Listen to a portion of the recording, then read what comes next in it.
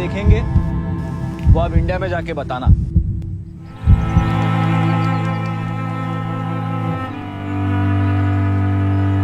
Hello everyone, आज मैं आप लोगों को यहाँ पर ऑपरेशन सिंदूर के बारे में हम लोग चर्चा करने के लिए यहाँ पर उपस्थित हुए हैं। जैसा कि देखो, सच में मुझे बताने के लिए बहुत गर्व की भावना हो रही है। मेरे रोईस पूरे रोंगटे खड़े हो रखे हैं पूरा का पूरा, और पूरे सच में पूरे भारतीयों के लिए गर्व की भावना वाला क्षण है। अब क्योंकि अब यहाँ पर हुआ क्या समझना, मैंने आपको इससे पहले वाली वीडियो में आपको क्या बताया था कि भाई 22 अप्रैल को पहलगाम में अटैक करते हैं वो लोग, वो जो कुछ बड़े बेकार टाइप के लोग थे, जो ट्रांसजेंडर थर्ड जेंडर वाले लोग थे, जिनमें हिम्मत ही नहीं है वो सही से आकर फेस टू फेस हमारी इंडियन आर्मी से लड़ सके। वो छुपके से वार करेंगे ना केवल, और क्या करेंगे। आर्मी के ड्रेस में आकर हम क्या बताओ, थोड़ा सही भी नहीं है बोलना इस पे। तो आप समझो कि इस हिसाब से उन्होंने भारत के ऊपर, हमारे भारत के ऊपर अटैक किया। लगभग में भारत के 26 लोगों को उन्होंने मारा। 26 लोगों में से अभी कल की न्यूज है कि उन्होंने 26 में से 25 लोग जब हमने देखा तो वहां 25 लोग भारत के थे, एक आपके भारत के जस्ट बगल में पड़ोस का नेपाल का था वो व्यक्ति।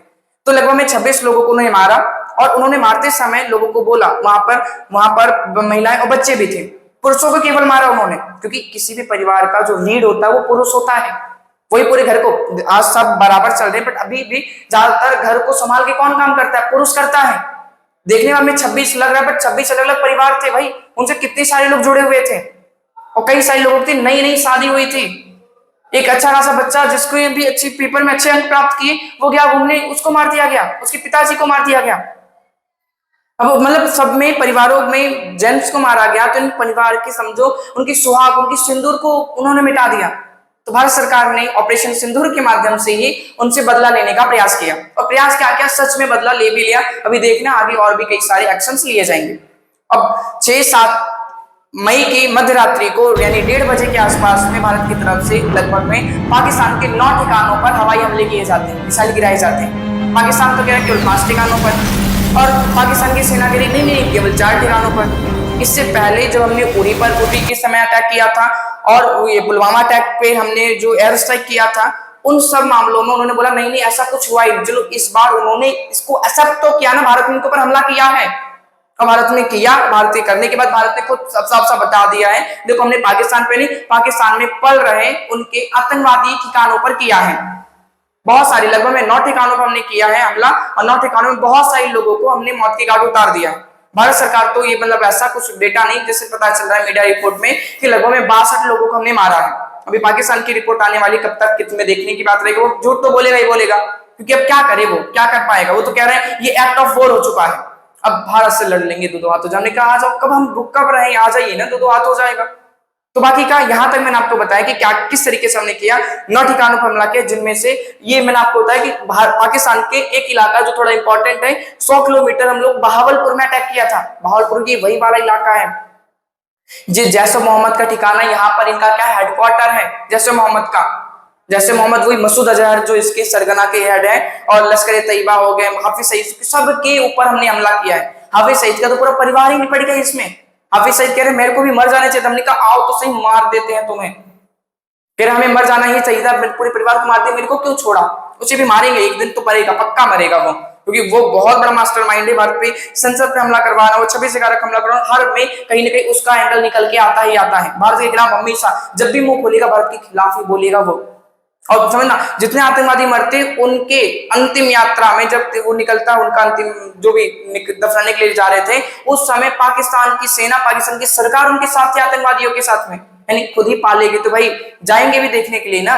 अब समझना, जितने भी आतंकवादी ग्रुप हैं ये सारे के सारे अपने सैनिकों, जो उनके आतंकवादी लोग हैं, उनको ट्रेनिंग देने के लिए मदरसों का, मस्जिदों का प्रयोग करते हैं ये लोग, ताकि इसको एक धार्मिक एंगल दे सके। और भारत ने उन्हीं के ऊपर लगभग में हमला करके उनकी पूरी कमर तोड़ने का प्रयास किया है। हमने तोड़ा। भारत के पास अच्छे खासे हमारे विमान जाते हैं, राफेल वगैरह कई सारे विमान जाते हैं, राफेल, सुखोई, और जाने के बाद वहां पे लगभग में अटैक करते। भारत पे अच्छा खासा मिसाइल वगैरह था, वो मतलब बड़ा बेहतर मिसाइल था। वो जिस जगह, वो पहले अपना लोकेशन वो ढूंढता है, वो जाएगा, अगर छत के ऊपर, छत को तोड़ते हुए अंदर जाएगा, पहले देखिएगा जिस जगह से जाना वो वहां जाने के बाद फिर फटे। पूरा ड्रोन के कॉन्सेप्ट वो काम करता है पूरा का पूरा। और पाकिस्तान तो कह रहा नहीं ऐसा कुछ हुआ नहीं है, केवल कुछ कुछ इलाकों में थोड़ा बहुत है, बट पाकिस्तान की खुद की जनता अलग वीडियो बना के कह रही भाई अब तो तबाह हो गए हम, अब मत देखते हैं क्या होता है वहां पर। उन लोगों का मानना है वो। बाकी मैंने आपको बताया, भारत ने जब अटैक किया उसके बाद भारत की सरकार आती है, हम सब लोग कहते हैं कि भाई जस्टिस हैज डिलीवर्ड, हमने दे दिया। जब हमने जिन भी लोगों के परिवार वालों के साथ में सच में बड़ा बेकार हुआ था 22 अप्रैल को, उनकी प्रति हम लोगों की सहानुभूति भी थी और इसके साथ साथ उनकी सहानुभूति नहीं दिखाना था, उनके बदला भी लेना था। और हमने लगभग में कल की बात हमने बात भी की, आपने देखा भी कि अलग अलग न्यूज मीडिया भी दिखा रही है कि लगभग में 6-7 अगस्त की मध्यरात्रि को हम लोगों ने क्या किया, वो बदला ले भी लिया। और बदला लेने के बाद लगभग में सरकार 10 बजे आती है, लगभग में प्रेस ब्रीफिंग होती है। इस प्रेस ब्रीफिंग में हम लोग बातों को रखते हैं, किस तरीके से हमने रखा, बातों को कौन रखता समझना। मैंने आपको कहा सोफिया कुरैशी और यहाँ पर कौन थी, विंग कमांडर व्योमिका सिंह, ये दोनों महिला हैं, भारत की बेटी हैं। और समझना मैं इसलिए क्यों इस पे जोर दे रहा हूं, क्योंकि पाकिस्तान में महिलाओं को पढ़ाया नहीं जाता है। भाई पढ़ने के लिए उतारो थी ना, वो क्या नाम, मलाला यूसुफजई, उनको पढ़ने के कारण उनको गोली मार दिया गया था और बेचारी तब जाकर लगभग उनको भागकर, जो भी है उनको भागकर लगभग में लंदन में जाकर बैठा गया, लंदन में वो बैठकर वो पढ़ी तब जाकर। अब समझ रहे हैं कि एक व्यक्ति, एक महिला है, वो पढ़ने जा रही है, उनके ऊपर गोलियां चला रही है, वो कैसे आगे बढ़ पाएंगे, जो मतलब महिला पुरुष में भेदभाव कर रहे हैं अभी तक। और भारत में जो सब में बराबर कहा रहता है, लगभग में आपने देखा इन्होंने जिनको महिलाओं को अबला उन्होंने समझा था, महिलाओं की कमर तोड़ने का प्रयास किया, उनके घर के पुरुष सदस्य को मारकर, और उन्होंने बदला, मतलब उन्हीं ने प्रेस ब्रीफिंग में कहा हमने किस तरीके से आपसे बदला भी लिया है। और लेने के बाद मैंने आपको बताया लगभग में और पाकिस्तान की तरफ से भी कुछ होना लाजमी था, उन्होंने भी हमारे ऊपर अटैक करने का प्रयास किया। माना जा रहा है कि उन्होंने सीज फायर का उल्लंघन किया है। सीज फायर के उल्लंघन में उन्होंने क्या किया कि पूरा का पूरा जो ये वाला इलाका है, लगभग में पूरा का, मैंने आपको बताया कि जो सीज फायर जम्मू कश्मीर वाला जो एलओसी वाला इलाका है, वहां पर उन्होंने भारत के अंदर कई सारी जगह पे अटैक किया, मतलब गोलीबारी की। और आज की न्यूज है वहां पे माना जा रहा है कि पुंछ पर भी पाकिस्तान की तरफ से कुछ मिसाइलें गिरी हैं, जो वहीं जम्मू कश्मीर में पुंछ इलाका बहुत सट्टा वाला इलाका है। अगर सच की बात है तो सच में भारत सरकार को रुकना नहीं चाहिए और भारत सरकार को अटैक करना चाहिए। और वो भारत में ध्यान देना, वो कैसे हम लोगों को बरगलाने का प्रयास करते हैं। उधर से पाकिस्तान जब भारत पर अटैक करता है, कहता है सारे के सारे जो पंजाबी वो तो हमारे साथ है ना, खालिस्तान के लिए, खालिस्तान नया देश बनाने के लिए हम उनके साथ हैं। तो बट फिर भी इन्होंने हमारे बहुत सारे इलाकों, जैसे अमृतसर पे आज सुबह सुबह हवाई हमला किया पाकिस्तान ने, बट हमने उनको आसमान में डिस्ट्रीब्यूट कर दिया, नीचे गिरते कोई फायदा नहीं हुआ उनका हमला करने का, क्योंकि पाकिस्तान को सामान कौन देगा। ध्यान देना, आज के समय में पाकिस्तान के साथ केवल 2 ही देश खड़े हैं जो खुलकर इनका सपोर्ट कर सकते हैं। तो तुर्की करेगा, जिसको हम तुर्की आजकल नाम हो चुका है उसका, तुर्की करेगा, और दूसरा क्या है आपका, चाइना करेगा। और चाइना इतना बेवकूफ भी नहीं है कि चाइना पाकिस्तान का खुला सपोर्ट कर देगा।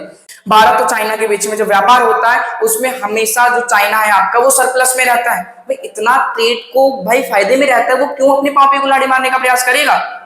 वो भी पाकिस्तान की जो एकदम बर्बाद, एकदम बेकार नेशन है, उसके साथ तो ऐसा नहीं कर सकते, मतलब उसके लिए भारत से व्यापार को तो नहीं करेगा वो, जिस कारण से वो अभी देखने की बात रहेगी क्या सा सपोर्ट आता है, क्या पता मिसाइल वगैरह हथियार वगैरह देके सपोर्ट करे। बाकी का यहाँ पे मैंने आपको बताया भारत सरकार ने बदला ले भी लिया, हमारे पास बहुत सारे अच्छे खासे हथियारों के मामले में पाकिस्तान से अच्छी कंडीशन में हम हैं। अगर युद्ध होता है तो विश्वास मानिएगा भारत सरकार यानी भारत की ही जीत होगी। इतने हम अच्छे खासे एकदम बेहतर पोजीशन पे हैं, पूरी दुनिया भारत की हेल्प करने में तैयार है। यहाँ तक कि हमारे जो विदेश मंत्री, भाई क्या उनका ऑरा है, विदेश मंत्री ने बोला नसीहत मत दो, साथ दे सकते हो तो दो, नसीहत बहुत हो गया आप लोगों का, अब यूरोप तुम लोग नसीहत देने की काबिल अब नहीं हो। और यूएनओ में रूस हमारी मदद कर सकता है, फ्रांस के पास भी वीटो पावर है, यूएनओ वो भी हमारी मदद कर देगा। तो ये हर तरीके से भारत पाकिस्तान से ज्यादा प्लस पोजीशन में है, अच्छे खासी पोजीशन में। देखने का रहेगा कि किस किस तरीके से लगभग ये सारी चीजें आगे बढ़ती हैं।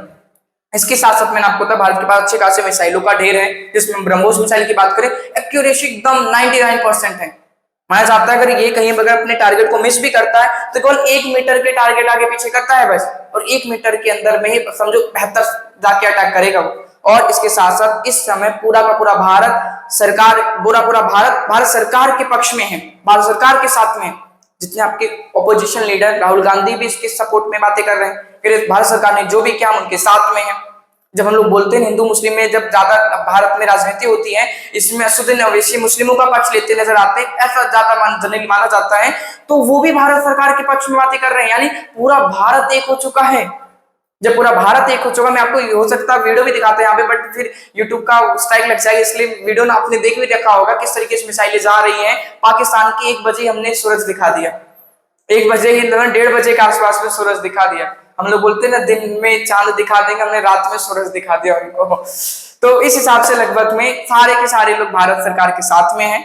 मैं आपसे भी आग्रह करता हूं, ये समय संचय करने का, संकोच करने का नहीं, समर्पण करने का है।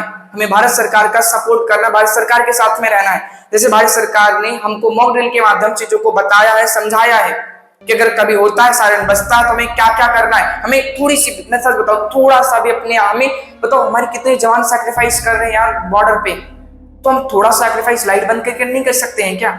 उनको सपोर्ट करके नहीं कर सकते हैं क्या? जैसे अब अच्छा खासा मैंने कई सारे पोस्ट वगैरह को देखा, इस समय जितने भी आर्मी पर्सन्स वगैरह आपके नॉन जो सीआरपीएफ की सीआईएसएफ के जवान वगैरह थे, उनकी छुट्टियों पे थे, तो उनको वापस बुलाया जा रहा है, वापस अपनी ड्यूटी पे जा रहे हैं। तो भाई जल्दबाजी में जाएंगे तो उनके पे टिकट नहीं है, तो जनरल में अलग अलग जगह पे खड़े होकर जा रहे हैं, तो प्लीज हमें उनका सपोर्ट करना है, उनको जगह देनी है बैठने के लिए। आज वो लोग वहां पर अपना जान जोखिम लगा रहे, तब जाकर हम अपने यहाँ पे सुरक्षित महसूस कर रहे हैं। अब जब वो अपना जान वहां दे सकते, तो हम उनके लिए यहाँ पे थोड़ी सी प्रार्थना नहीं कर सकते? उनके हिसाब से काम नहीं कर सकते हैं? लाइट बंद कर दिया, उनके आने जाने के रास्ते, हमने कोई भी फेक न्यूज को नहीं फैलाना है। सारी कामों को करना क्या है, समझ ध्यान दीजिएगा।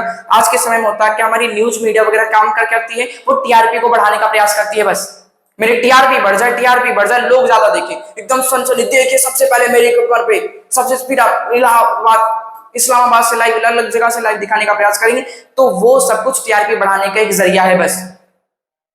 मोदी जी ने बोला तैयार पाकिस्तान में हाहाकार, ये सब में आपको नहीं जाना है। आपको केवल इम्पल्स ध्यान देना, जब तक कोई ऑथेंटिक हैंडल से आपको ये सारी चीजें ना मिले, आपको बिलीव नहीं करना उस सभी चीजों पे।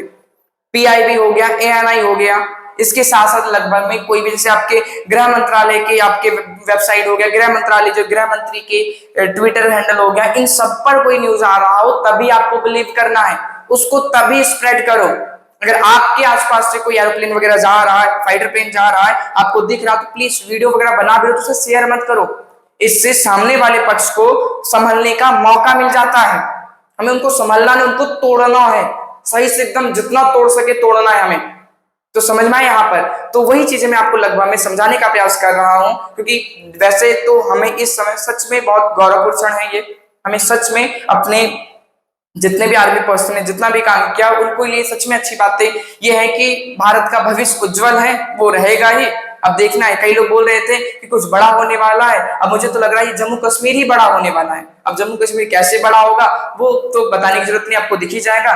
बाकी का मैंने आपको बताया, एक एक करके आपको भी चीजों को देखना है। प्लीज कभी भी ना फेक न्यूज का स्प्रेड नहीं करना है, कोई भी किसी भी तरीके से बनाया। जैसे पाकिस्तान वाले आजकल कह रहे हैं कि भाई हमने इंडिया के कई सारे विमानों को उड़ा दिया, सुखोई को हमने, और इसके साथ साथ MiG-20 को हमने जमीन में गिरा दिया, MiG-16 को हमने जमीन पे गिरा दिया।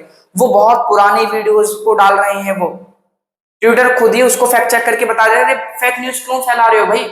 आजकल बड़ा अच्छा खासा आपने कोई किया तो ट्विटर वगैरह जो अच्छे खासे जो प्लेटफॉर्म है, वो खुद ही लगभग में फैक्ट चेक करके देख लेते हैं कि कब का फोटो है कब का नहीं है। वो कह रहे हैं 2021 का फोटो क्यों डाल रहे हो, इससे आप मतलब कि गलत सूचना मत स्प्रेड करो, गलत सूचना मत फैलाओ ना। उन्होंने खुद उनको लताड़ दिया वहां पर, और हमें केवल, मैंने क्या बताया, हमें अपने हैंड से, क्योंकि कोई इंडिया का व्यक्ति अगर कोई ऐसी न्यूज को फैलाएगा तो हमें उन पे बिलीव होने लग जाएगा। पाकिस्तान करते तो हमें बिलीव वैसे भी नहीं रहता है। अब इंडिया वाला कोई व्यक्ति, क्योंकि आजकल बहुत सारे ऐसे सोशल मीडिया इन्फ्लुएंसर हैं, उनके पास अच्छे खासे फॉलोवर हैं।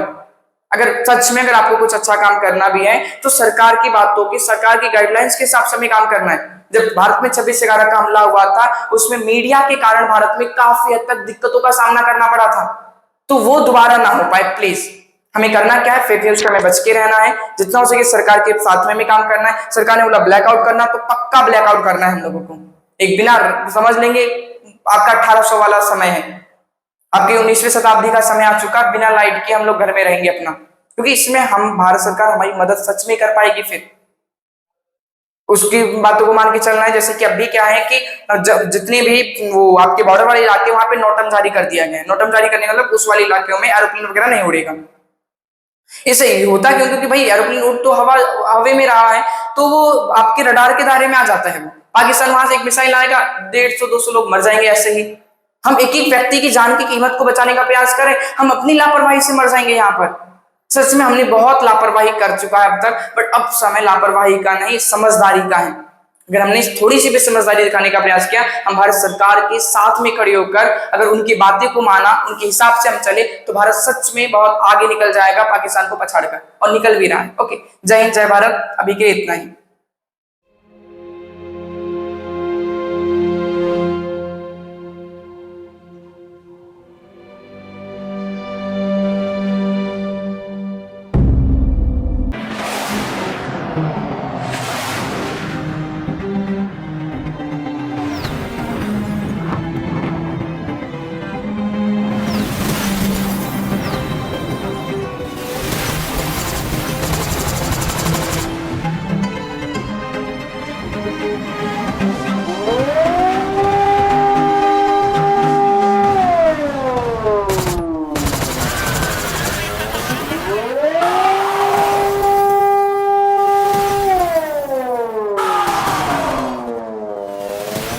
हमारे आर्म फोर्सेस के शौर्य को मैं नमन करता हूं।